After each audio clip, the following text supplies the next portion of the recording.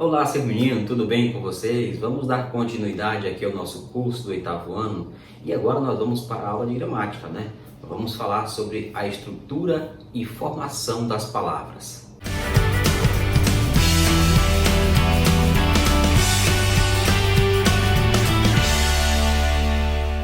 As palavras da língua portuguesa, elas são formadas por pequenas partes que carregam em si um pequeno significado e são chamadas de morfemas. E a parte invariável que carrega ali o sentido básico da palavra é chamado de radical.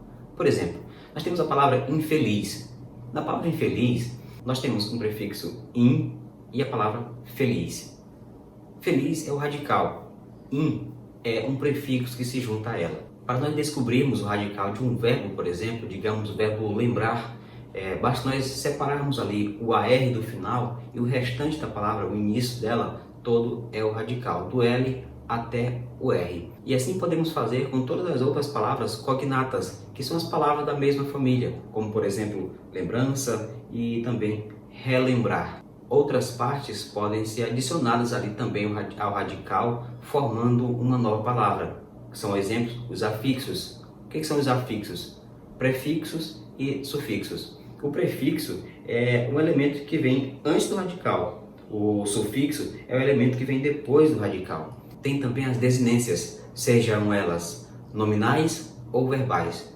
As desinências nominais, elas indicam as flexões de gênero, se é masculino ou feminino, e número, se é singular ou plural dos nomes. Já as desinências verbais, elas indicam as flexões de tempo, modo, pessoa e número dos verbos. Você pode até imaginar que é complicado, mas não é. É bem fácil. Para explicar tudo isso, vou pegar primeiramente como exemplo a palavra feliz. A palavra feliz, ela é a palavra primitiva, mas nós podemos formar aí uma outra palavra a partir desse radical. Por exemplo, se nós acrescentarmos aí o sufixo mente, aí nós teríamos uma nova palavra, a palavra felizmente. Se nós retirarmos o sufixo mente e adicionarmos um prefixo in, nós teríamos a palavra infeliz. Mas se nós pegarmos aí essa palavra infeliz e acrescentarmos o sufixo mente, nós teremos uma nova palavra, infelizmente. Então nós temos aí o radical, feliz, e os afixos, que é o prefixo in e o sufixo mente. Para explicar para você sobre a desinência nominal, eu gostaria de colocar aqui como exemplo a palavra menino. Nós temos o radical e mais a desinência O, indicando aí o gênero masculino.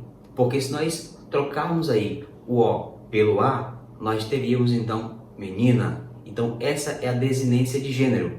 O O indicando masculino e o A indicando o feminino. Se nós acrescentarmos aí o S, nós teremos a desinência de número, no caso indicando o plural, meninos.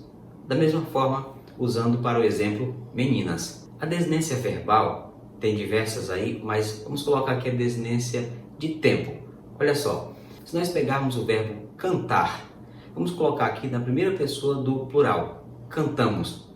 Se nós acrescentarmos após a vogal A e antes da desinência nominal mos, acrescentarmos aí um VA, que é uma desinência que indica tempo passado, nós vamos ter cantávamos. Observe que a palavra passou para o tempo passado. Se nós retirarmos essa desinência verbal de tempo, esse VA, e colocarmos aí um RE, que é uma desinência que indica futuro, vai ficar cantaremos. Ou seja, o verbo vai passar para o futuro, o tempo futuro.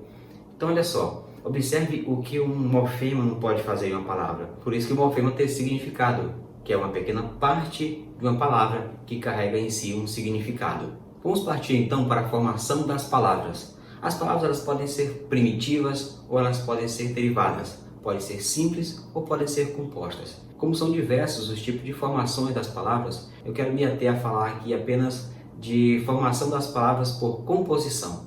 A composição pode ser formada por justaposição ou aglutinação. A justaposição ocorre quando duas ou mais palavras se unem sem que ocorra alteração de suas formas originais, separadas ou não por hífen.